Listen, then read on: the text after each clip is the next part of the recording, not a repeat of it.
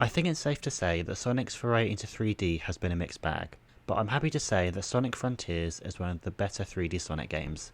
Back when the game was revealed, like most people, I was skeptical of it, especially after Sonic Forces. But as the months went by and we got more footage from the game, my fears lessened. But that's not to say that I didn't have issues with what was shown during this time.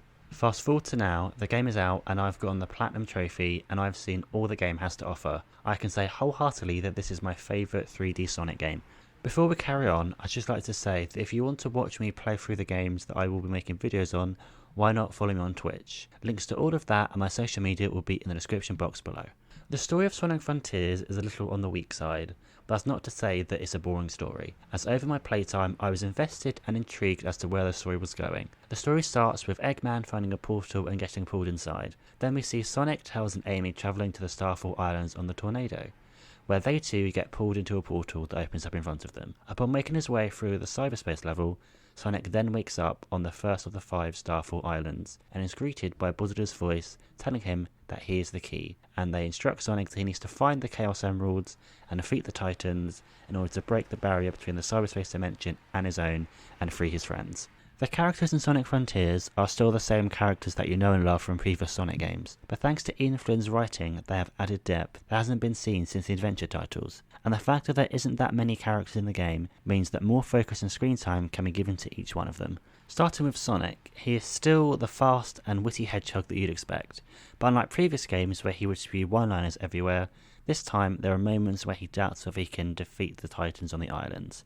Seeing moments like this is very refreshing compared to how he's been portrayed in his previous games. Also, the new direction that Roger Craig Smith has taken the character I think is a big improvement and helps make this new version of the character more likeable. The side characters are also improved from their previous appearances. Amy is one of the characters that's had decent improvement.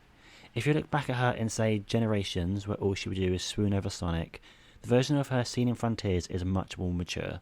Out of all the side characters in the game, Tails has the biggest improvement, as in this game he is questioning his place within the team, and after a heart-to-heart with Sonic he decides that once their time on the Starfall Islands is complete, he is going to be on his own for a while and find himself.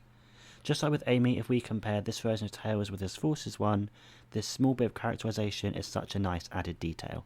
The only new character added to the game is Sage, and she acts as the antagonist of the game alongside Eggman. Over the course of the game, both Sage and Eggman have this father-daughter relationship that if you haven't been listening to the Eggman reports comes out absolute nowhere. There is a scene later on that is supposed to show the relationship between the two of them, but as they only interact in one location, it comes across as a bit goofy and silly. The gameplay in Sonic Frontiers can be split into 2 sections, the cyberspace levels and the open zone areas. Firstly, you have the cyberspace levels, which are the more traditional Sonic levels. Within these you have the standard Sonic stuff like S ranks and red rings. The reason for doing these cyberspace levels is to get vault keys which unlock the Chaos Emeralds in the open zone areas. I do like the cyberspace levels as they make for a nice change of pace compared to the open zone stuff, and the fact that some of the level layouts are copied from older Sonic games doesn't really bother me that much, as for the most part I haven't played the games where these levels are ripped from anyway. If I had to say something that I didn't like about the cyberspace levels, I'd say that at certain points Sonic's movement can become a bit janky and he won't do what you tell him to, which can get annoying at times, especially if you're going for one of the harder S ranks. On the flip side, you have the bulk of the game, that being the open zone areas. This is where you will spend most of your playtime hands down, as it is in these areas all of the key stuff takes place, from fighting Guardians, collecting Chaos Emeralds and interacting with the characters' side stories. The main gameplay loop of the open zone areas is as follows. Sonic arrives on an island, finds one of his friends trapped and has to collect memory tokens to free them. Alongside collecting memory tokens, he also needs to gather vault keys in order to get most of the Chaos Emeralds. Once you've gathered 6 out of the 7 Chaos Emeralds, you need to then do a puzzle that will unlock the final area of the island, where you will then fight the main boss, who has the final Chaos Emerald that you need in order to turn into Super Sonic and defeat them. Now that doesn't sound that bad, but after doing this for all of the islands bar 1, this becomes very repetitive and quickly becomes tiring.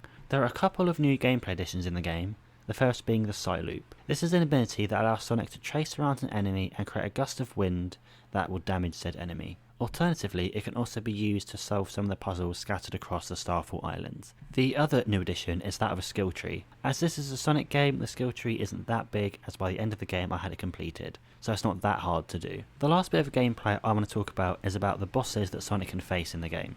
There are 2 different types of bosses, those being Guardians and Titans. Guardians are harder enemies that you will come across on one of the islands. They'll be indicated by a red cross on the map. These enemies are presented as a puzzle, but in all honesty, they are pretty simple to defeat. The only problem I had was when I was fighting Ashura, and at times the camera would freak out, and this would result in Sonic being flung across the stage, which was pretty frustrating. Then you have the Titans. These are story related as they hold the final Chaos Emerald, and once you acquire it you can turn into Super Sonic and destroy them. For the most part, the way you fight them is on rails, so it's pretty hard to mess up. The only way you would fail these encounters is if you ran out of rings, as by depending on how many rings you have, dictates how long Sonic will be super for. So, to summarise my thoughts on Sonic Frontiers, I'd say for a first attempt at a game in this style, Sonic Team did a great job laying down the foundations, and I'm very intrigued to see how Sonic Team choose to refine this formula going forward.